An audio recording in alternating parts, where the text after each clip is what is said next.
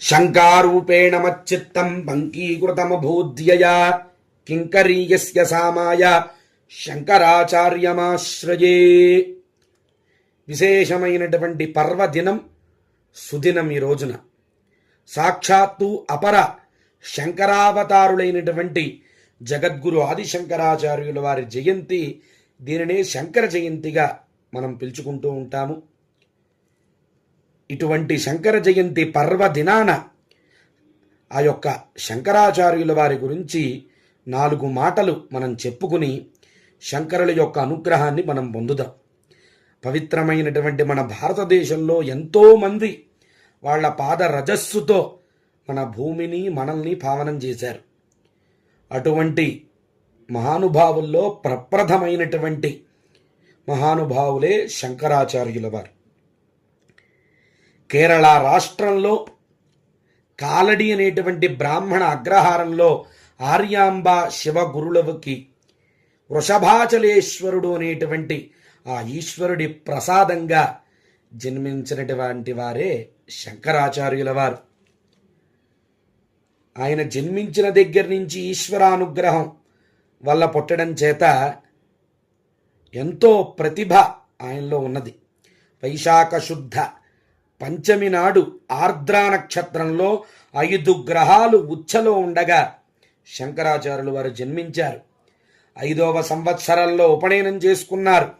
అష్టవర్షే చతుర్వేది, 8 సంవత్సరాలకు 4 వేదాలు సాంగోపాంగంగా అధ్యయనం చేశారు.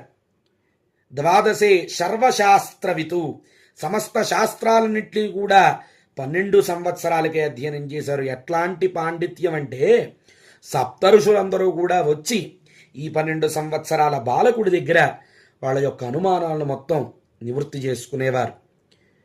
షోడశే కృతవాన్ భాష్యం, బ్రహ్మసూత్రాలు ప్రస్థానత్రయంగా చెప్పుకునేటువంటి భగవద్గీత ఉపనిషత్తులు ఏవైతే ఉన్నాయో వాటన్నిటికీ కూడా భాష్యాన్ని 16 సంవత్సరాలకే అందించారు. ద్వాత్రింశే మునిరభ్యగాత్, 32 సంవత్సరాలకి మునిగా కైలాసానికి వారు చేరుకున్నారు.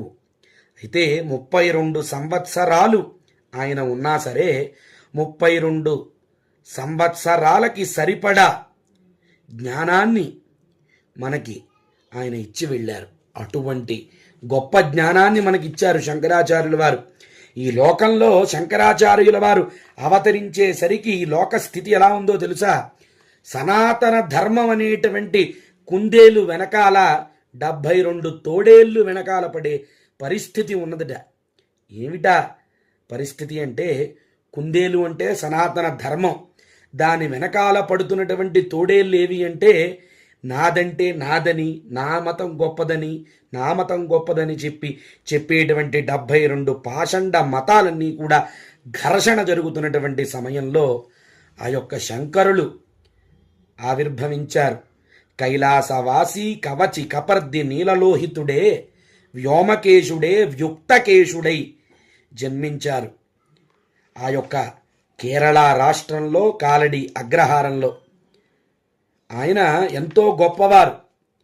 ఎంత గొప్పవారంటే శంకరాచార్యుల వారు బాల్యం నుంచి అనేకమైనటువంటి లీలలు ఆయన చూపించారు. సన్యాసం తీసుకున్న తర్వాత దగ్గర నుంచి కూడా అనేక రకాల అష్టకాలు, స్తోత్రాలు మనందరికీ కూడా అందించారు.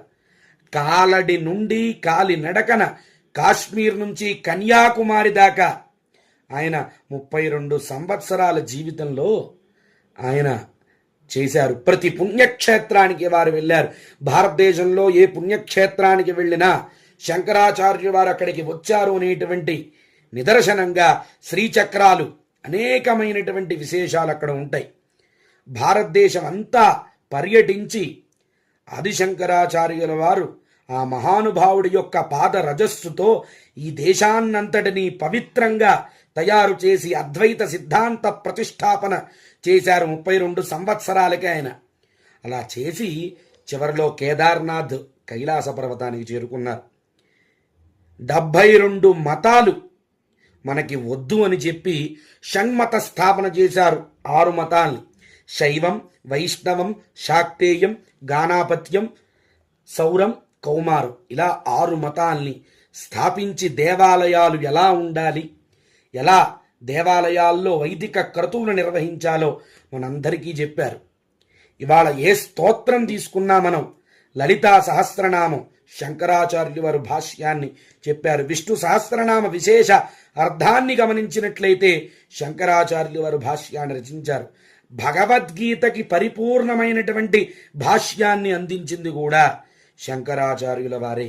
ఎన్నండి చెప్పుకోవాలంటే లింగాష్టకం, శివాష్టకం, బిల్వాష్టకం, శ్రీ గణేశ పంచరత్నం, విశేషమైనటువంటి కనకధారా స్తోత్రం, ఇలా అనేకమైనటువంటి స్తోత్రాలన్నీ కూడా మనకి వారు అందించి మనందరికీ కూడా జ్ఞానాన్ని సంపూర్ణంగా ప్రసాదించి చతురామ్నాయ పీఠాలుగా శృంగేరి, కంచి, పూరి, బదరి ఇలా చతురామ్నాయ పీఠాల్ని స్థాపించారు. మన జాతి మొత్తానికి కూడా జ్ఞానభిక్ష పెట్టినటువంటి మహానుభావుడు శంకరాచార్యుల వారు.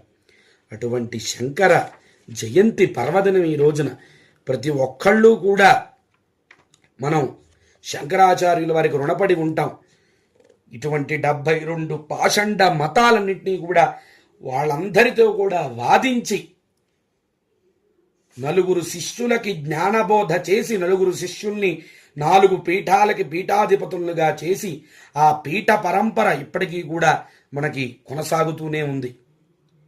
అటువంటి పీఠాలన్నింటినీ కూడా స్థాపించి ధర్మ స్థాపన చేసి శంకరాచార్యుల వారు చివరికి 32 సంవత్సరాలకి కేదార్నాథ్లో ఆయన కైలాస పర్వతం దగ్గర పరమేశ్వరుడి దగ్గరికి చేరుకున్నారు. అటువంటి మహానుభావులు శంకరాచార్యుల వారిని ఈరోజు మనం తప్పకుండా స్మరించాలి. సమస్త జ్ఞాన రాశిని మనకు అందించినటువంటి వారు శంకరాచార్యుల వారు. అటువంటి శంకరాచార్యుల వారు మనందరం కూడా ఈరోజు స్మరించి మన పిల్లలందరి చేత కూడా శంకరాచార్యుల వారికి నమస్కారం చేయించి ఆ శంకరుల యొక్క అనుగ్రహాన్ని, కృపా కటాక్ష వీక్షణాల్ని మనందరము కూడా పొందుతాము. జయ జయ శంకర, హర హర శంకర.